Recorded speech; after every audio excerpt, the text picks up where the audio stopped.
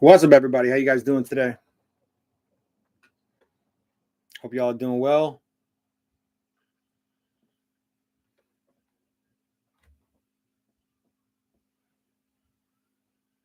Happy Mother's Day to all the mothers out there. Appreciate you guys. Mothers are important. We love you. Channel, my name is Doug, and this is Leaving the Dream. I've been getting a lot of requests for a breakdown of House Bill 1567. What's up, Kai? Hope you guys can hear me well. Thanks for coming out, bro. This House Bill 1567, everybody's been asking, what is it? Really? What does it mean? And where did it come from? So that's what we're going to get in today. What's up, TK Halani? How you guys doing? The Patreon showing up in the chat, as always. Thank you, guys. Nons. What's up, Nons? Tia Lisa Fernandez. Everybody in the house already. Okay, cool. Well, I know you guys got a lot going on Mother's Day. If you haven't called your mom, this is your reminder to do that. I don't know who needs to hear it, but go say what's up to your mom. I know you guys got a lot going on today, so I'll try to make it fast. But Sunday's a good day to get it done. So here we go. As always, you guys can find the links to all my references and resources in the description below. Patreon Ohana, you guys will have access to my notes as always, and special resources like photos, stuff like that. You can find them in the Patreon feed. Give me an hour or so. And if you're interested in signing up, if you're interested in true crime or the notable crimes of Hawaii's past and present, go to patreon.com/Doug Korenic and sign up in any amount. We'd love to have you. We're doing big things in 2022. All right, let's do it. I'm going to go ahead and make sure in the description I leave these links. Click on them when you get time, but I'll break everything down for you guys so you don't have to go to those links. We're talking about House Bill 1567. Here's the outline. Here's basically what House Bill 1567 is. I've been seeing a lot on social media. It eliminates the use of monetary bail and requires defendants to be released on their own recognizance. It's called an ROR for certain nonviolent offenses, subject to certain exclusions, of course. It also requires the Department of Public Safety to take steps to provide video conferencing to a defendant who chooses to participate in a bail report interview via video conference. We'll talk about that too. So this bill was introduced as a way to address overcrowding of facilities that are used to house the pretrial defendants. Pretrial is when someone is being held before their trial. They have not been convicted yet, but they haven't made bail. So Mike Miskey is a pretrial defendant. Cowboy is a pretrial defendant. But there's also pretrial defendants that are awaiting trial for, I don't know, shoplifting, and they just don't have $10 to put together to get bail. So pretrial is when you have been arrested but don't have enough money to bail yourself out. So they can't trust that you're going to show up for court. That's all this is. That's all we're talking about is pretrial. A lot of what I've been hearing on social media is addressing what does this mean for the community? Is this outrageous? I mean, is there any logic to it? And that's what we're going to get into today. 808 Eco B says, yep, fix the symptom and not the problem. He knows where I'm going with this. This is nothing new, guys. And I see everybody in the chat already. So let me get a quick shout out. Kimberly de Guzman, my newest Patreon, signed up yesterday. Signed up today. And then Miss Lynn's signed up a couple days ago. Thank you, guys. Welcome to the Patreon. I'll see you guys tomorrow night. We're going to go through the mailbox conspiracy. You guys will love it. All right. So HB 1567. HB means House Bill. It includes releasing anyone arrested for the following: traffic violations, non-violent petty misdemeanor crimes, non-violent misdemeanor offenses, and non-violent Class C Felony offenses. But there are some exemptions to this bill. Here's what they called out in the bill for the actual exemptions. We have assault. So if it's assault, it's exempt. If it's TT, terroristic threatening, 1 or 2, it's exempt. Sex assault, exempt. Abuse of a family or other household member, so any abuse case, exempt. TRO violations. If you got a TRO on the guy that beat you up, your ex-boyfriend beat you up, you got a TRO, and he violates. He's not eligible for this. Injunction violations. You guys, an injunction is basically when it's basically a TRO. Like the Hells Angels can get an injunction against the Honolulu Police Department if they feel like they're being harassed because they're getting pulled over all the time. It's just a TRO. But typically you'll find them against like government agencies or businesses. You'll get an injunction. Businesses that are harassing other businesses or people. OVUI, so DUI basically. Negligent homicide, any offense involving a minor, unauthorized entry into a dwelling, and any other crime of violence. That's what they say here. Notice how loose they're being with the term, and to throw in any other crime of violence. That's relative, right? Some of us think violence is something that others think isn't. And some of us think that crimes are violent, but nobody got hurt. Right? Like nobody got hurt in terroristic threatening. Right? But I would consider that a violent crime.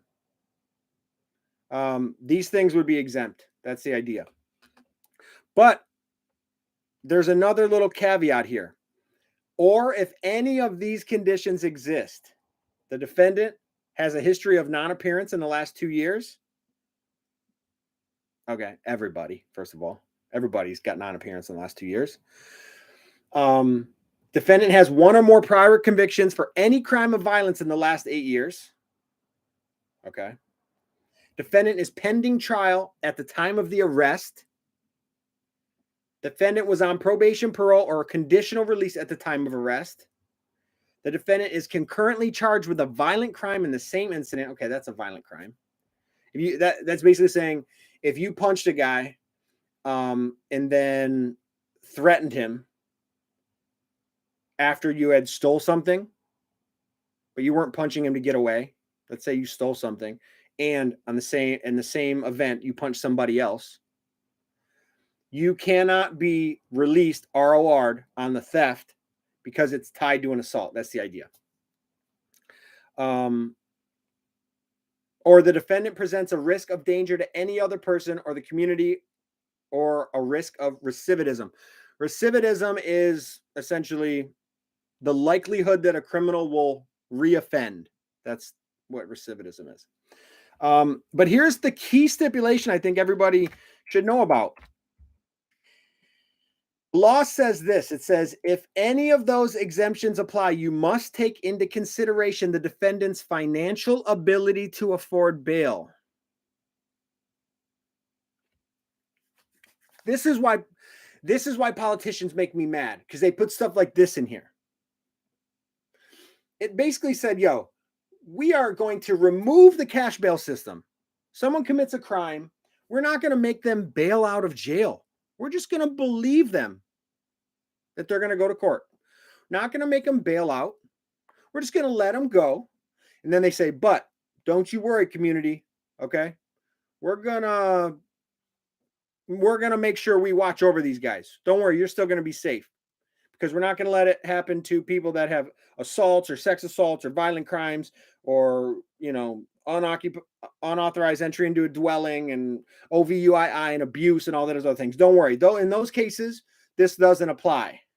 But then at the very bottom, put a nice bow on it, it says, if any of those exemptions apply, you must take into consideration the defendant's financial ability to afford bail. I think that guy should have thought about his ability to afford bail when he decided to commit that crime. Crime is inconvenient. Unfortunately, laws like this, they make crime more inconvenient for the people that the crime is happening to, rather than making it more inconvenient for the people who are committing the crimes. And we're going to talk about how that relates to them. If the defendant is unable to post the amount of bail, the defendant shall be entitled to a prompt hearing under Section 804, 7.5.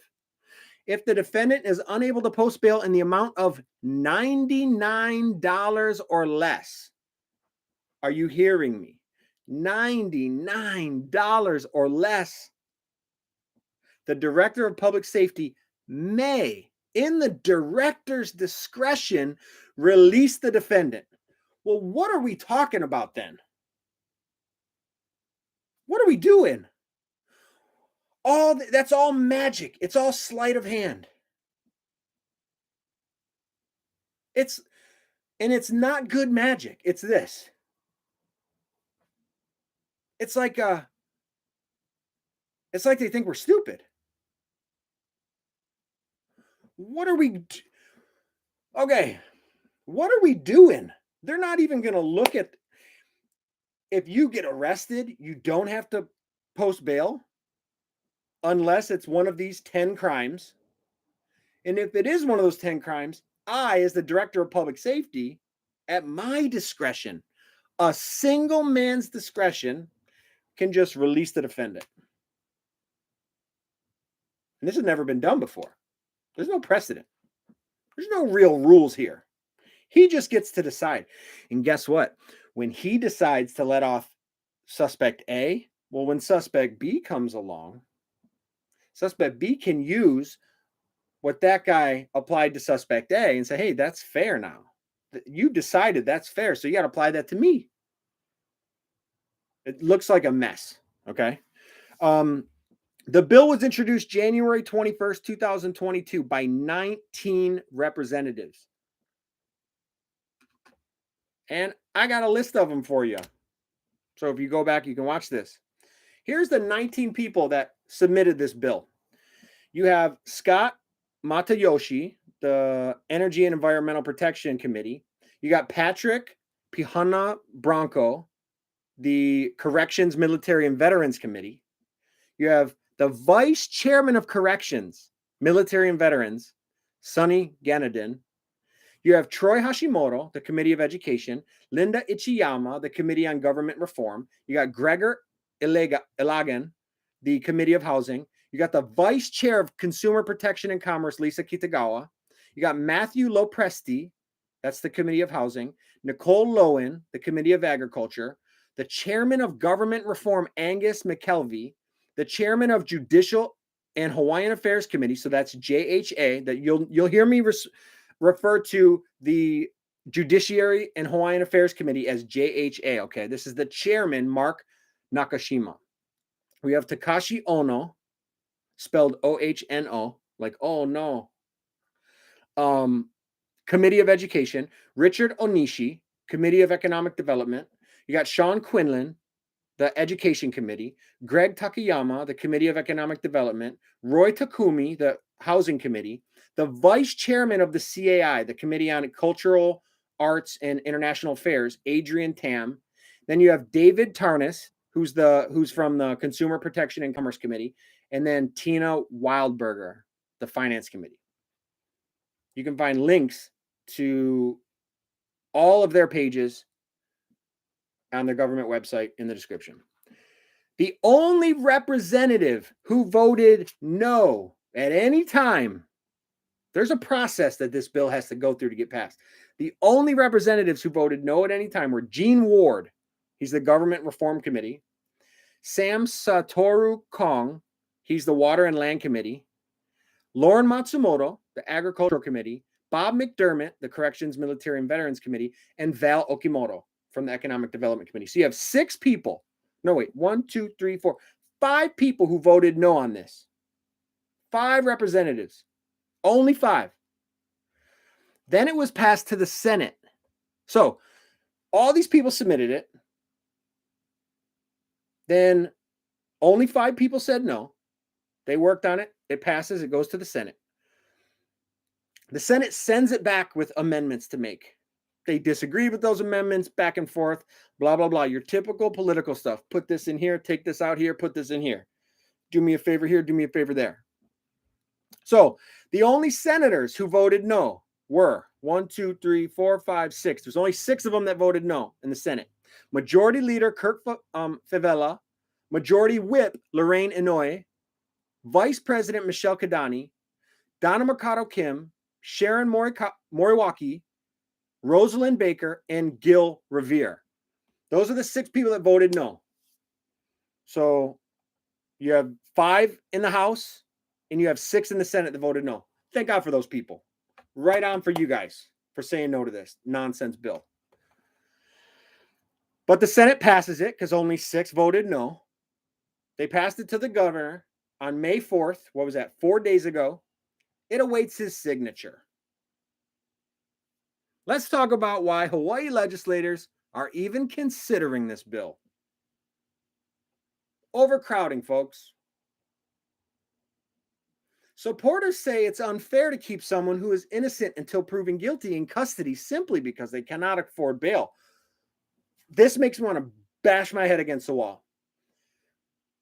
It's unfair to keep someone who's innocent until proven guilty in custody simply because they cannot afford to pay bail. Hold on a second. We are not keeping them in custody simply because they cannot afford bail. We are keeping them in custody because they broke the law. You, the Hawaii taxpayer, John Q. taxpayer, did not bully this person because they're broke and put them in jail. They put themselves in jail. Let's not forget that it requires probable cause to arrest somebody. The whole concept of probable cause means you probably did it. That the average citizen, all you guys in the chat right now, we got 32 people in the chat. All 32 of you, if you were to look at this, you would say this dude probably did it. There's actually a standard of probable cause. So a reasonable officer or a reasonable member of the public would see what happened and say, oh, you're right, he probably did this. There's a good chance, there's a great chance this guy did it. So we're not just throwing people in jail. And all of a sudden, I think it's convenient. It's funny to me that all of a sudden, people are innocent until proven guilty. How innocent were the officers who shot SICAP to you guys? You didn't make it sound like they were that innocent until proven guilty. They sounded pretty guilty to you guys when they were in trial. The same people calling for this bill were like, these guys are guilty. Well, I thought they were innocent until proven guilty. And then when the grand jury says, oh, we can't bring, what are you talking about? This is nonsense. They're like, hey, these guys are guilty. And then the judge indicts them anyway. And then they're like, you know what? They're not guilty. And everyone's like, oh, this is crazy. These guys are guilty. Oh, okay. I thought it's unfair to keep someone who's innocent until proven guilty in custody simply because they can't afford to post bail. So now innocence before guilt is important. It's so funny how they cherry pick. This is nonsense, this bill. You guys didn't make it sound like the officers in the Lindani Miami shooting were innocent until proven guilty. I'm pretty sure you guys made it sound like that he was guilty. Well, forget this due process stuff. But now that it's convenient, now innocent until proven guilty is important.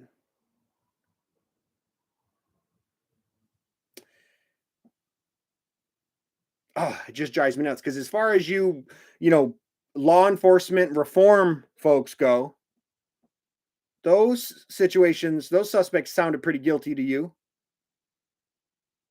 way before they were proven innocent.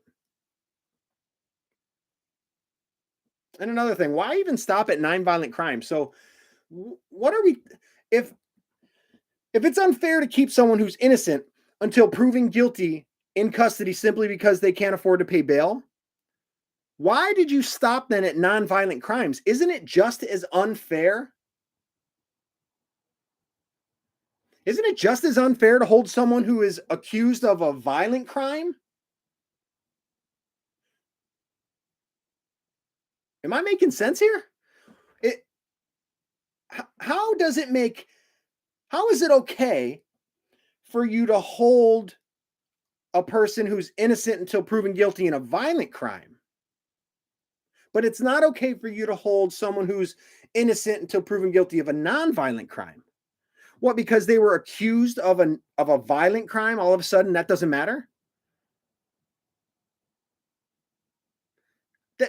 This logic doesn't make sense to me. You can't have your jalapeno pie and eat it too. You can't pick and choose what's fair and then say to the community, oh, but you know what? If they're violent crimes, no, we're going to leave them in there. Are you looking out for the community at large? The people who generally are not robbing people and stealing and breaking into cars and burglarizing businesses? Hey guys, burglary in the second degree. Let's say you own one of those nice shops in Chinatown or downtown, right? You got like a jewelry store. You sell gear. You sell t-shirts, hats. You sell Lays. You sell whatever. Someone breaks in your place. That's not a violent crime, folks. I'm talking smash and grab. They take a rock, they throw it through your window, they break in, they steal all your stuff. You remember when that happened to what was that shoe shop? That really dope shoe shop on Beretania. I forget what it's called. They busted the windows.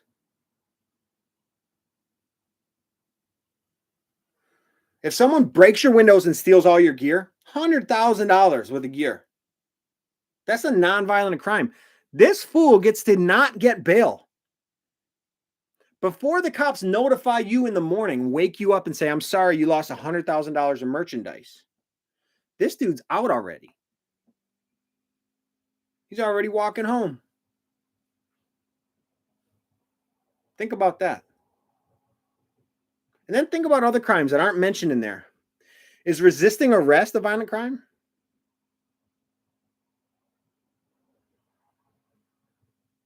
Because that wasn't on the list.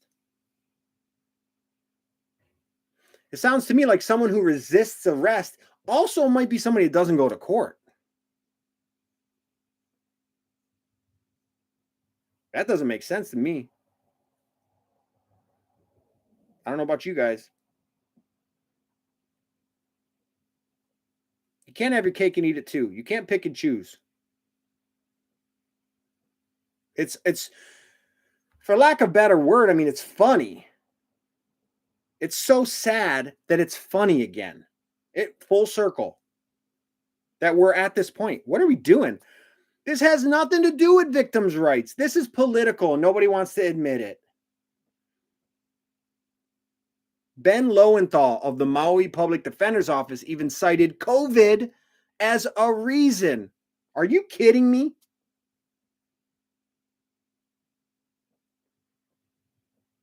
COVID as a reason why we need to take away bail? You know, I got an idea. I know how we could stop COVID spreading in jails. Just let them all out. You'll have zero COVID exposure in jail if we just let them all go. Oh, that doesn't make sense to you? Oh, okay. How come it makes sense in that little comment? How come people feel like freedom to say something that dumb and not get called out on it? Because there's 100% chance of stopping COVID spread if you just let everyone out of jail. 0 people in jail will get COVID if there's no one in jail. But that sounds crazy, right? It's crazy because that's when you take something to the extreme to test that philosophy. Whatever your reasoning is, you take it to the extreme. And if it still works, then that's solid. If it doesn't work on the extremes, you can't use it. I love when people use ancillary reasons, ancillary benefits to ideas that they know they don't have good arguments for. There's no good argument for what we're doing here. And it's a common tactic. People do it all the time. Politicians do it all the time. The real reasons they do those things that will make you, the taxpayer, John Q. taxpayer, upset. So they can't give you the real answers. They ignore those. They mention the little pros and the little benefits, like a salesman. Because if they were honest about why they do those things, they'd embarrass themselves. They'd expose their intentions. Politics, folks. The ACLU is loving this right now. Loving this. It's this close, you guys. This is a spineless solution to a problem that requires more support of law enforcement. This is defund the police part 2. Defund the police didn't work. So let's knock out the police officers' teeth so they don't have any bite. And this too will fail, just like defund the police did. That's all this is. Supporters say that this measure will also reduce the need for a new jail facility on Oahu. This statement is already a fallacy. It's already wrong. The statement already doesn't make sense. You either need a new jail facility or you don't. Do we need one? Yes or no, guys? You don't reduce the need. Hey, if we needed one 3 years ago and there's 500 extra prisoners and you let 100 of them go, we still have 400. We still need a new jail facility. What, you reduced the need? It's still a need. You maybe reduced the size of the facility you have to build, but you still need a jail facility. And we're at terminal velocity in Hawaii for jail. I get it. Overcrowding's a thing. It was bad civil engineering. I don't know that was such a nightmare. Halava itself, OCCC, those are nightmares. You guys realize those huge facilities barely house any people? Can you imagine building facilities that big for as little amount of people are in there as we have? It's too cushy. Dude, there are other ways to handle overcrowding rather than letting criminals go. That's crazy to me. It's like we're in the Twilight Zone. I can't believe people are talking about this. You either need a new jail or you don't. Releasing people because you're running out of room? That's the same reason that HPD settles lawsuits. Am I wrong? In jiu-jitsu, we call it a tap. You're tapping out. You're quitting. Hawaii's tapping out. You don't lessen the punishment of a crime simply because too many people commit the crime. Like, if I tell my son, if you do that, you're going to be grounded. And then he does it. If I tell him every time you do that, I'm grounding you for a day, and he does it 15 times, I don't go, okay, you know what? I know I told you that if you did that, I was going to ground you for a day, but since you did it 15 times, that's too much. So I'm just going to forget it. You're not going to get punished. That's nonsense. That's bad parenting. There has to be consequences for actions. And guess what? When I ground my son, it's not convenient for him. He can't afford it. Drives me nuts. Tina Yamaha, president of the Retail Merchants of Hawaii, says this: it's a win for criminals. We've been told that it's because jails are too crowded or the criminals can't afford the bail. But you know what? If they can't afford to do the crime, don't do it. Yo, am I the only one whose parents told them that crime doesn't pay? I saw the commercials too. I know that if you get in trouble, it could ruin your life.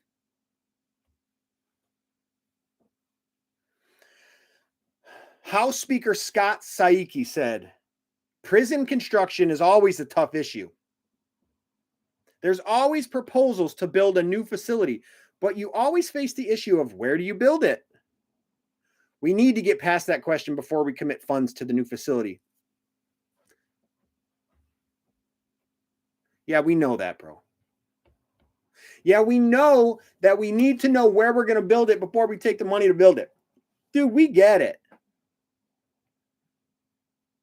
So pick where it's going to go. We can't get past using the funds until we find out where we're going to put it. Well, okay. Let's figure that out then. That's the issue at hand. That's the bill you need to be submitting. Pick a place. It doesn't have to be on Oahu even. If that's such an important issue, find the answer before you go throwing the balance off with a bill like HB 1567. This will set precedent. This will initiate a trend towards no pretrial bail. That'll become the new norm. And that's going to have serious consequences, not just for the criminals, but for the police officers, for the community. Hawaii already lets people off too easy. Criminals. Kat Brady with the Community Alliance on Prisons says, we think that criminalizing property just clogs up the system and it ruins people's lives. Even a few days in jail can actually impact somebody lifelong. Yeah. But it's funny how you put that. A few days in jail can ruin somebody's lives. No. It ain't the few days in jail that impacts them lifelong. Committing the crime impacts somebody lifelong. That's why jail exists.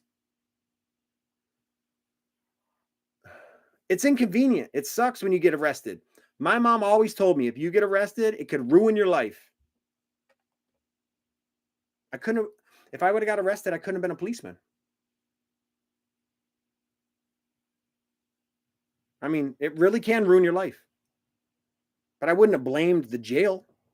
It ain't the jail's fault you committed that crime. Or are we crazy right now? It's not jail that ruined your life. Smoking meth ruined your life. Breaking into cars ruined your life.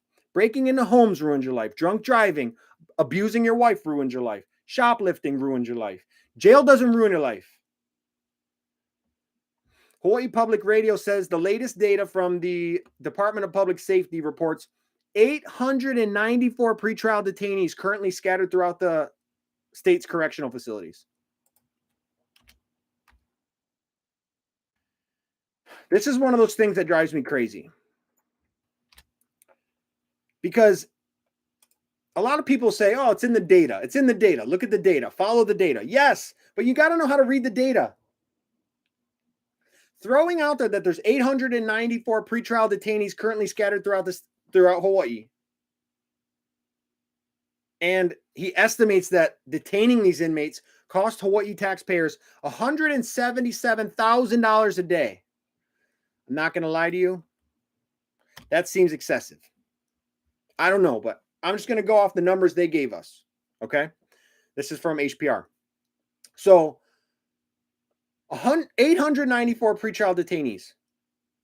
You mean to tell me that you're going to represent that all 894 of those are nonviolent and that don't meet the criteria of HB 1567? Because that's why you put that in here. And that's what's so sneaky. That's what you're so squirrely. That's so shady to throw in 894 pretrial detainees at a cost of $177,000 a day. Basically insinuating that HB 1567 is going to relieve us of $177,000 a day and displace 894 pretrial detainees. Dude, of the 894, how many, let's just be conservative. How many of the 894 are going to be violent? How many are going to be nonviolent?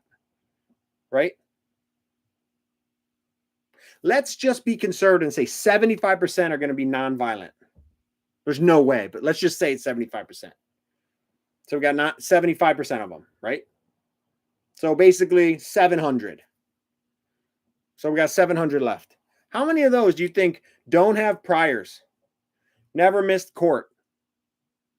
Don't have TROs?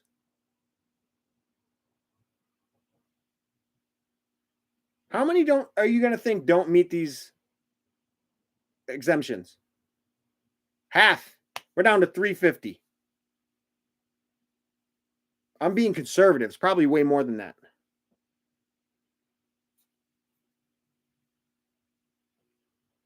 That's why I hate when people throw out these stats like that, because that's a fake world. And then that was an estimate, 177,000 a day.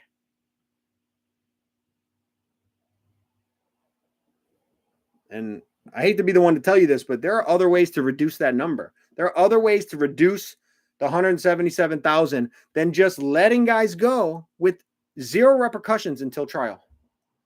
Because you and I both know the most inconvenient thing about Hawaii's courts is the fact that you got to go to trial, because you're going to get off anyway.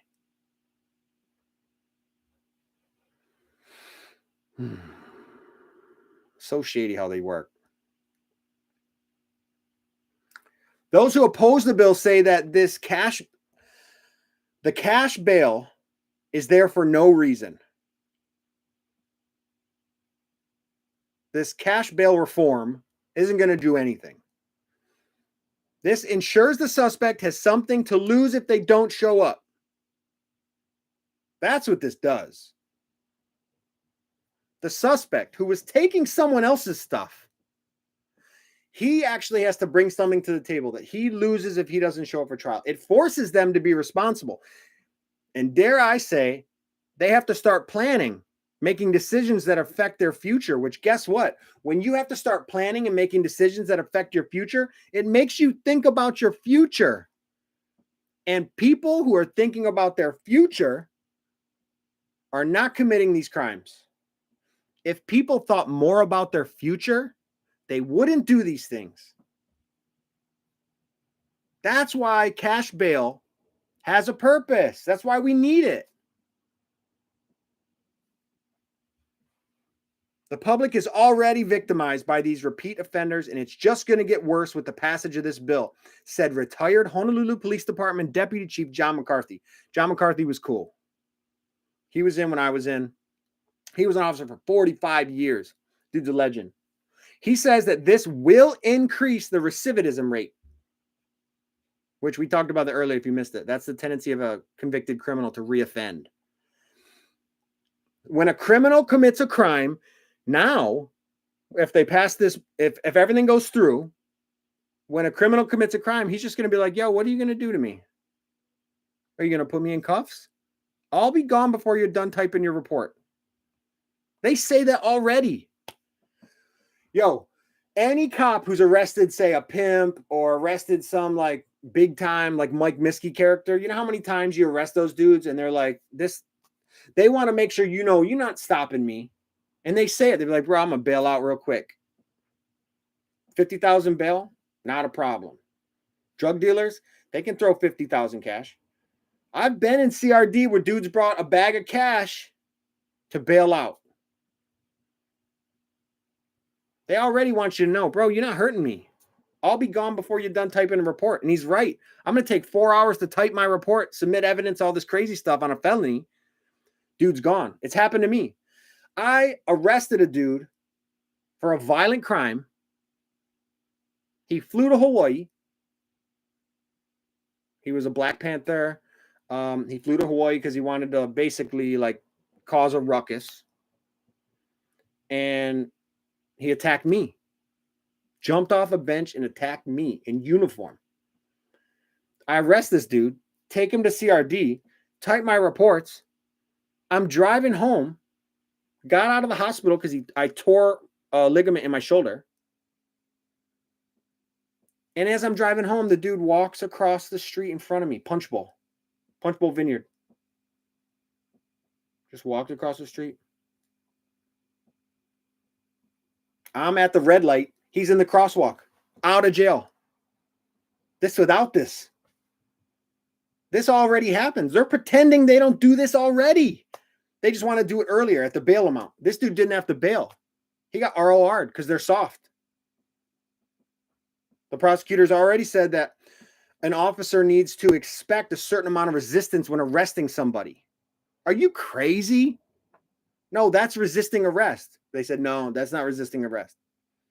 It's not assault on a police officer either. You got to expect some people are going to fight. Yeah, I got to expect it. That doesn't mean you don't punish him for it.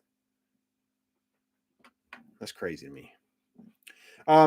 Chief McCarthy is worried about the impact it'll have on law enforcement, especially in regard to morale. Morale ain't that high. Newsflash. I don't know if anybody knows a cop, but if you talk to him, it ain't that high already. Cops aren't loving their job right now. The biggest gripe I get is you arrest a dude and he's out. I've arrested the same dude twice in the same shift. 2 times same day. I wish some policeman could could look it up and find out how many people have been arrested twice in the same day. I bet it freak you out. I bet you freak you right out. It happens. This ain't new. The cops are just going to throw their hands up at a certain point. Like, yeah, okay. Before I left, it was already, I can't even tell you how many times I'm like, I'm not even going to arrest that dude. He's going to be out. I've arrested dudes night after night after night. They just get out. You're wasting your time. And now there won't even be a bail. McCarthy says the focus should be on improving programs to help provide counseling and treatment for the offenders. That's a way better idea than just not letting them put up any bail. Shoplifting and your smash and grab from small businesses and from other retailers in the big malls. The criminals come late at night, smash the window, run in, grab, and dig out, said Bobby Cavaco, the Shopo president. That's what they do. And now they don't got to pay for anything. Now they're out. They're going to take their chances because they're probably going to get let off. The bill also took the mayor by surprise. I'm actually appalled that got approved by such an overwhelming majority. Really making it even that much more difficult to enforce, said Honolulu Mayor Rick Blangiardi. If you have a nonviolent felon who makes bail, many of them do, they're just as likely to commit a crime as nonviolent felon who is released on his own recognizance, said Senator Carl Rhodes, chairman of the Senate Judiciary Committee. Dude, I don't know you, but that is nonsense, and you know it. You got to be a smart man to be where you're at. Come on now. He says, if you have a nonviolent felon who makes bail, many of them do, he says, they're just as likely to commit a crime as a nonviolent felon who's released on his own recognizance. You made that up in your head. You absolutely made that up. You know how we know? Because the conditions that you are talking about do not exist yet. HB 1567 isn't real yet. There's a difference between being released on your own recognizance when you have bail and being released on your own recognizance when there's no bail. There's a difference, and here's why. The same reason I cited earlier about that dude that I fought with on the Alawai Promenade.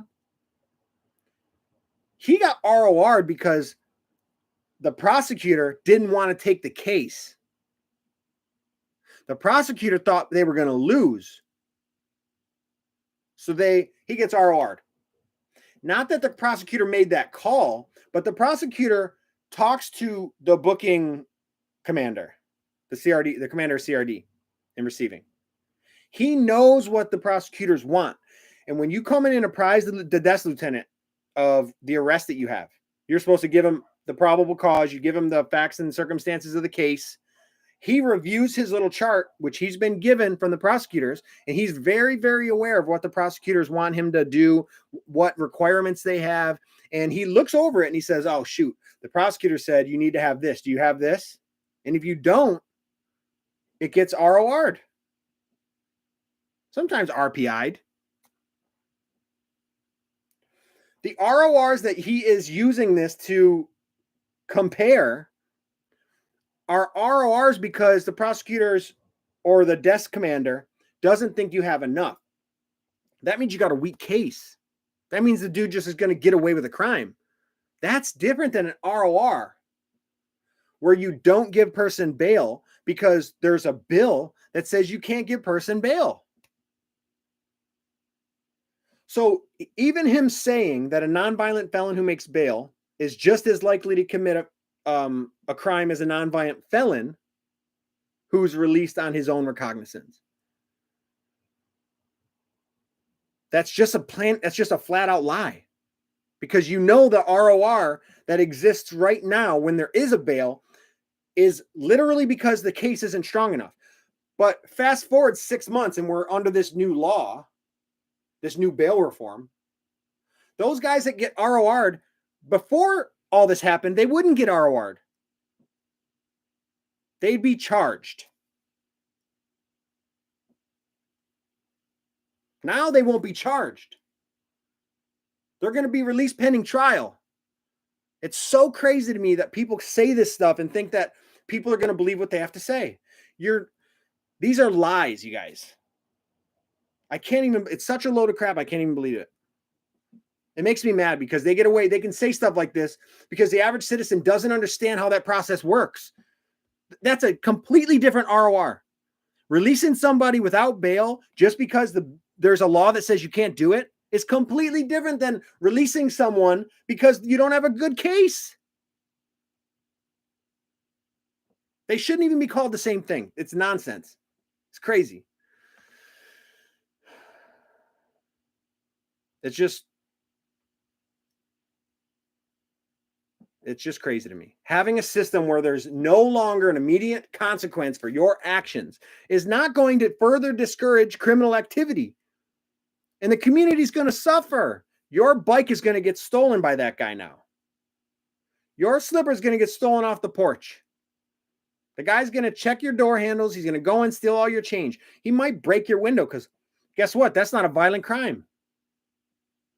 He's going to steal your tools, your toolbox. He's going to steal your mail. That same dude who, when he does those things, gets arrested and gets let out. And newsflash, he's not going to court. Guess when criminals go to court? When they get arrested. They get arrested and either they're held until trial, then they're in court. Or they get arrested, they don't go to trial, they skip, they get all these warrants put out for them. Then they finally get caught slipping. Then they finally get caught shoplifting or robbery or sleeping in a car with a needle in their arm. Then they get arrested. Now they got to go to court. That's how this system works. Most of the people that I was arresting because they missed court on a prior crime. I bet you this will affect 1 to 5% of all crime. Only 1 to 5% of all people that get arrested after this goes into effect will this affect. Like do anything for. The rest of them, these are career criminals, folks. They're going to keep going. This just helps them out. This isn't discouraging anything. This bill is way too risky. And they don't know the consequences of this bill. This is a longer term consequences than what they're leading on. I don't know what you guys think. Let me know what you think in the chat.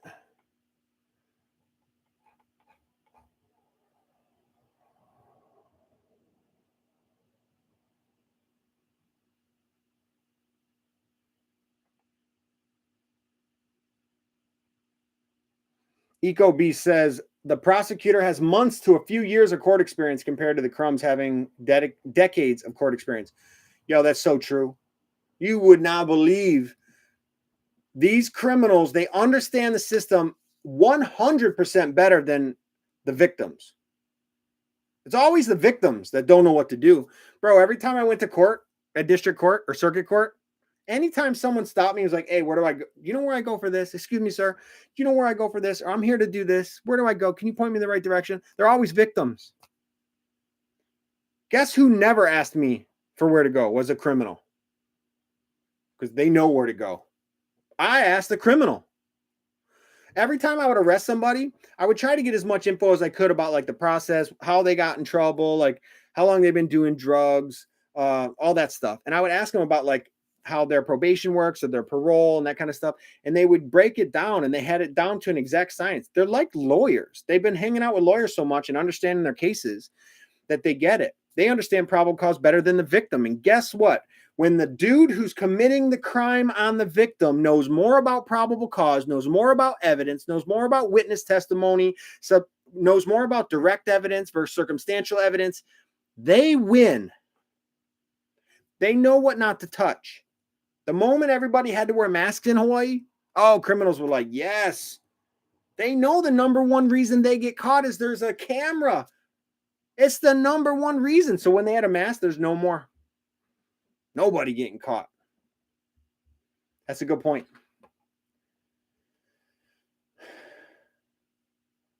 Serenity Firefly, do you think Hawaii politics is a cesspool? Absolutely. Without a doubt.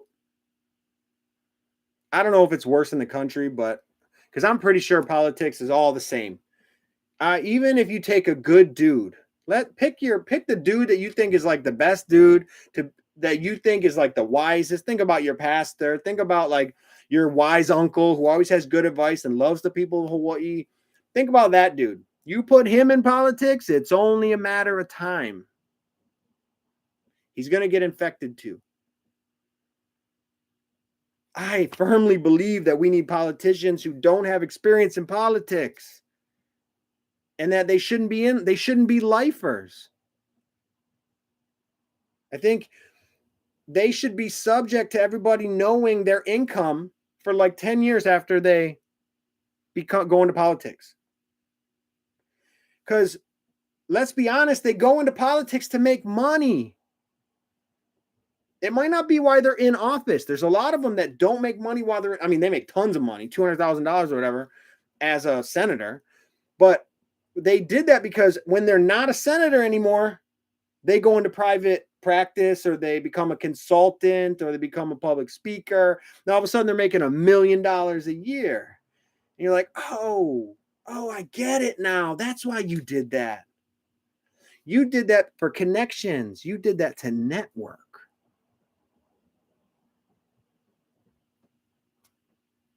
It's an empty feeling, man, to think about that. But I've studied too many cases. I just see how that works. It breaks my heart.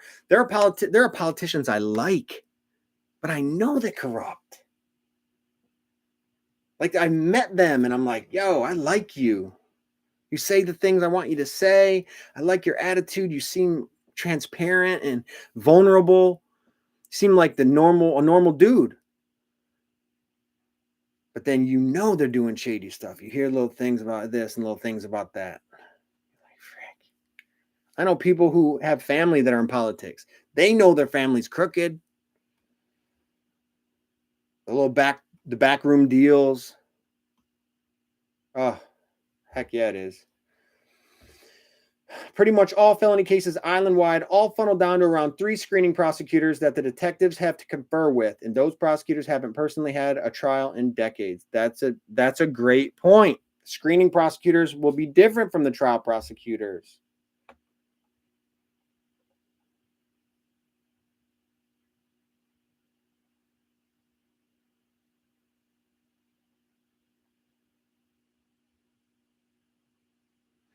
Kavehi said they don't lose their freedom for missing court. They lose their freedom because they committed a crime. They risked their family's money the moment they chose to become a liability and commit the crime. I couldn't agree more.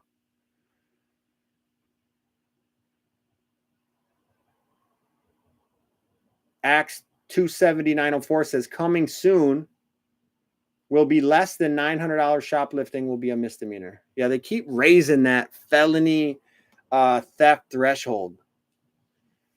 When I got in, it was $300. I think it went up to $750, right? It was theft 4 was under 100. Theft 3 was 1 to 300. Theft 2 was 300 to 20,000, and theft 1 was over 20,000.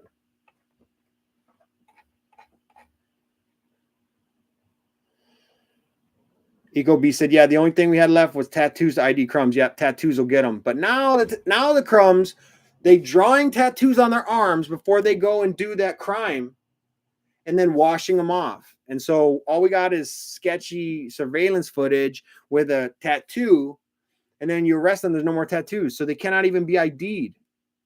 Part of what I did as a policeman is I'd review the emails that Al Lee sent out. Shout out to that guy. Best sergeant I ever knew. He would send out an email, and he had a long email chain that everybody talked about, like, hey, this is just info. Here's what I saw today. And it helped people out. And I'd see it email of like a CIB, like a bulletin, a crime info bulletin. And it'd be like, anybody know this guy? He just robbed the jewelry store or whatever. And it's like a picture of him. And one of us knew him, right? Be like, oh, I know that guy. It's so-and-so. And when you submit your follow-up, it's how do you know him? Oh, I know him because of the tattoo on his arm. I know he's got that scar on his face and the way he walked in the video. I know him. Well, now with the mask, they cover themselves up or draw fake tattoos. Just makes it harder and harder. No, M. Johnston, 300. 300 was the felony. A theft over 300. Yeah. And CPD4 was under 100. CPD3 was 100 to 500. CPD2, the felony, was over 500 to 1500. No, I'm sorry. CPD4 was up until 100. CPD3 was up until 500. CPD2 was 1500 and above. And then CPD1 was over 20,000. Or if you were in the car or whatever and it risked life. T. Kaolani says, Doug, what does it mean when a state like Nevada has 3 strikes rule? Is Hawaii a 3-strike rule state? No. 3 strikes means 3 strikes means that if you commit a certain classification of crime 3 times in a certain amount of years, that it's like a mandatory sentence, right? 15 years or whatever it was. Whatever that was. And it's all different. You know how there was this whole list of exemptions to this bail reform? There's exemptions to that as well. It's like if it's any one of these crimes or in these areas, like Hawaii had weed and seed areas. So a city like Nevada could be like, hey, if you commit 3 crimes in a weed and seed in 5 years, you're automatic 10 years, right? They call you a career criminal. We do have career criminal prosecution, but that's such a soft system that they have. They even throw out the weed and seed stuff. Like the weed and seed's crazy. Info charging is so hard anymore.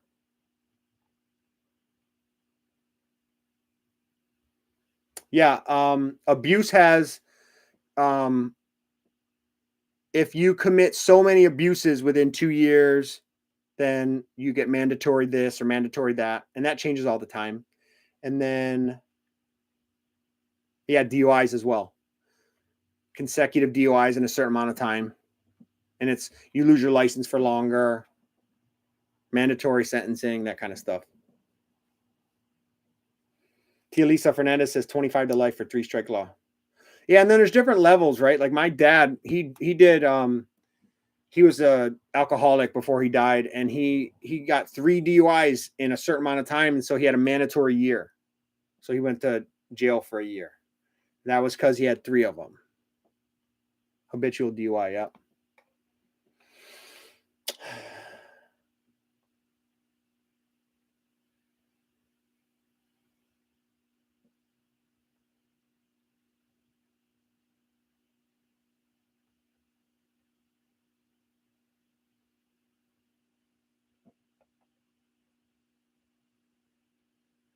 Kaveh says, why are there hundreds of prisoners who eat, sleep, and deuce for free? Why aren't they requiring long-term prisoners to do community service, work, labor for the city and state to reduce expenses? Yo, I'm all for that, Kaveh. Come on now, preach. Cam T says, we follow whatever Cali does. Those are true words right there. And everybody knows it. Same circuit. That's on the federal side, but still, it's the same ecosystem of politics, Hawaii and Cali. So you're right about that. We follow what they do.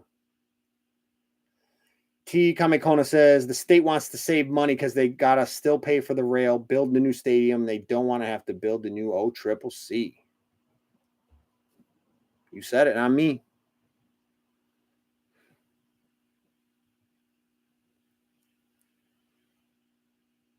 Kaveh says logic doesn't apply these days. And Nate agrees. Cool. Tamara Leto, thank you. Man, I appreciate you guys. Coming up on an hour, I'm going to let you go. I know you got things to do. Make sure you go reach out to your mamas. Let them know you love them. Those are heroes. My mom is a hero. Thank you, Mom. I love you. And my wife as well, the baddest mama on the planet. Love you, girl. So thank you guys. Happy Mother's Day to all you guys that sub. You guys are awesome, man. I couldn't do this without you guys. Thank you for all the support. Thank you for always being there, showing up in the lives and in the chat. Thank you guys for signing up on Patreon. It's been amazing. We're at an all-time high, and it's just been awesome. So I appreciate you guys. Thank you so much for coming out. Until the next time. Aloha.